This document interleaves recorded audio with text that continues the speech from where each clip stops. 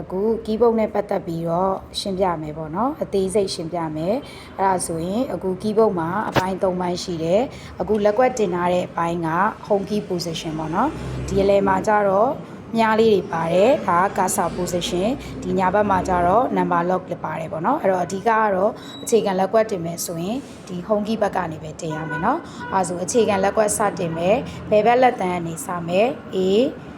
S D F လက်မ space ပါပြီးွားရင်ညာဘက်လက်ညိုကနေပြန်စမယ် J K L semicolon space ပါဒါကတော့အခြေခံလက်ကွက်တင်တဲ့ပုံစံပါဒီအခြေခံလက်ကွက်တင်တဲ့ပုံစံကိုနားလည်သွားပြီဆိုရင်နောက်တစ်ဆင့်အနေနဲ့ဒီလက်တင်ထားတဲ့ဒီ A တန်းရဲ့အပေါ်က Q တန်းကိုရှိုက်မယ်ပေါ့နော်အဲ့တော့လက်တန်းနဲ့သွားမယ်လက်တန်းက A ပြင် Q ရိုက်လို့ရမယ်ဟုတ်ပြီဒါဆိုရင်နောက်ထပ်လက်တစ်ခုကိုသွားမယ် W အဲ့တော့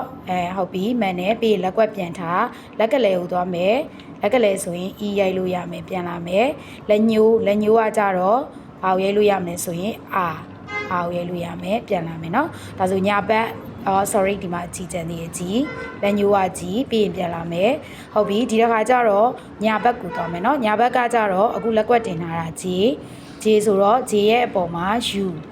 နှိပ်လို့ရမယ်ပြန်လာမယ်ပြီးွားရင် H နှိပ်မယ်ပြီးရင်ပြန်လာမယ် Y လဲလက်ညိုးနဲ့ပဲเนาะပြန်လာမယ်ဟုတ်ပြီဒါဆိုရင်ကျန်တဲ့လက်တစ်ခုချင်းစီကိုလည်းသူနဲ့သက်ဆိုင်ရာကီးတစ်ခုချင်းစီရဲ့အပေါ်ကိုတက်သွားမယ်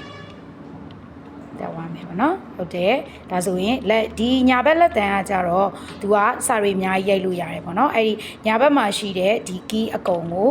ညာဘက်လက်တန်းနဲ့ရိုက်လို့ရတယ်ဒါဆိုအောက်တန်းကိုသွားမယ်နော်အောက်တန်းကကြတော့ဘယ်ဘက်လက်တန်းနေပြန်စမယ်ဒါဆို A ရဲ့အောက်မှာရှိတဲ့ Z နေမယ်ဟုတ်တယ်အဲ့မှာလက်တွေကအနှဲငယ်တော့ရိမ့်သွားလိမ့်မယ်နောက်ပိုင်းရိုက်ပါများတယ်ဆိုလို့ရှိရင်တော့သူကလည်းသူသားကြသွားမယ်နော်ဒါဆိုရင်လက်ကွက်ဖယ်ပြီးတော့ပဲပြလိုက်တော့မယ်နော်အဲ့တော့ဒီလက်တကြွယ်ကကြတော့ Z ဟုတ်ပြီနော်sorry ဒီမှာလေးပြန်တင်လိုက်လက်တန်းက Z မှန်တယ်ပြီးသွားရင်လက်သက်ကြွယ်ကကြတော့ H လက်ကလေးကကြတော့ C လက်ညိုးကကြတော့ V ပြီးရင်နေရာပြန်တင်လိုက်မယ်နော်အဲ့ဒီမှာလက်ညိုးဒီ V အပြင်ကိုဘာရိုက်လို့ရလဲဆိုတော့ B ပါရိုက်လို့ရတယ်နော်ပြီးရင်လက်ကွက်ပြန်တင်မယ်ပြီးရင်နောက်ညာဘက်ကိုပြန်သွားမယ်ညာဘက်ကကြတော့လက်ညိုးအောက်ဆင်လိုက်မယ် N ရဲ့လက်ညိုးဆိုတော့ဒီဘက်အောက်ဆင်မယ်ဂျေးပေါ်မှာတင်ထားရလဲเนาะ N ရဲ့ပြီးတော့ရင်ပြန်လာမယ်ပြီးရင်နောက်တစ်ခုက M ရဲ့เนาะဟုတ်ပြီရိုက်လို့ရမယ်เนาะအဲ့တော့ N နဲ့ M နဲ့ကကြတော့ဒီလိုတင်ထားမယ် N ရိုက်မယ်ပြီးတော့ရင် sorry N ရိုက်မယ်မှန်တယ်ပြီးတော့ရင်ပြန်လာပြီးတော့ရင်ဘယ်ကိုသွားမလဲ M ကိုသွားမယ်เนาะဒါဆိုကျန်တဲ့လက်တွေလည်းအဲ့လိုပဲအပေါ်တစ်လုံးအောက်တစ်လုံးစီရိုက်မယ်เนาะအဲ့တော့တင်ထားရမယ့် left position ကတော့တစ်ချက်လောက်ပြန်တင်ကြည့်မယ် A S D S space ပါပြီးွားရင် J K L semicolon space ပါဒီပုံစံတိုင်းတင်ပြရမယ်เนาะရပါပြီ